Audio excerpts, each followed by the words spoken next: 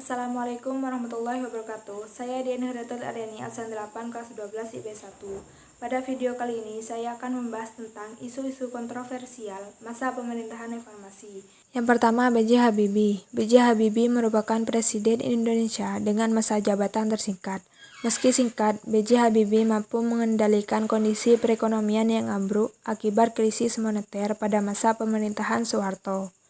Sayangnya, B.J. Habibie harus mengakhiri masa jabatannya akibat salah satu keputusan kontroversial yang disebut-sebut dapat memicu disintegrasi di Indonesia. Beliau memberi izin pada rakyat Timor Leste untuk melakukan referendum sehingga Timor Leste akhirnya lepas dari pengakuan Indonesia. Pada bulan-bulan sebelumnya, Presiden Habibie telah membuat berbagai pernyataan publik di mana ia menyebutkan bahwa biaya mempertahankan subsidi moneter untuk mendukung provinsi tidak diimbangi oleh manfaat terukur bagi Indonesia. Karena analisis untung rugi yang tidak menguntungkan ini, keputusan yang paling rasional adalah untuk provinsi yang bukan bagian dari batas asli sejak kemerdekaan 1945 di Indonesia, untuk diberikan pilihan demokratis apakah mereka ingin tetap berada di Indonesia atau tidak. Referendum harus diadakan untuk menentukan apakah Timor Leste akan tetap menjadi bagian dari Indonesia sebagai daerah otonomi khusus atau terpisah dari Indonesia.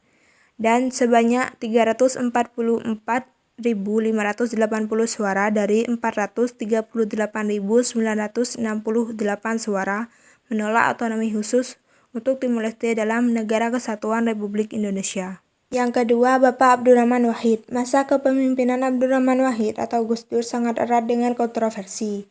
Namun hal yang paling kontroversi dari Gus Dur adalah ancamannya untuk membubarkan parlemen melalui dekret presiden.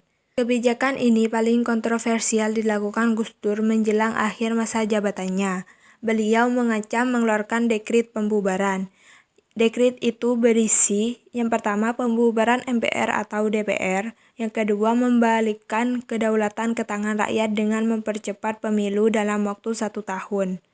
Yang ketiga membekukan Partai Golkar sebagai bentuk perlawanan terhadap sidang istimewa MPR. Namun dekret tersebut tidak memperoleh dukungan.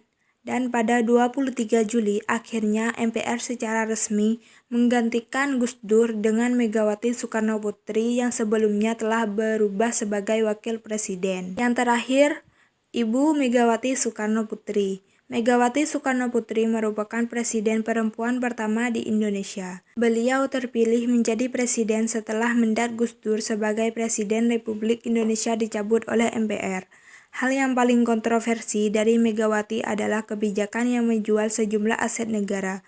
Contohnya adalah Indosat dan kapal tanker milik Pertamina.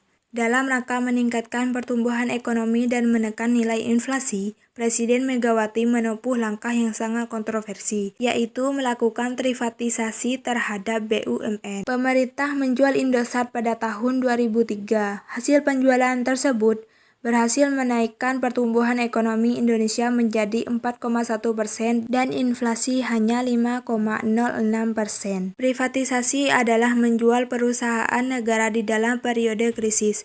Tujuannya adalah melindungi perusahaan negara dari intervensi kekuatan-kekuatan politik dan melunasi pembayaran utang luar negeri.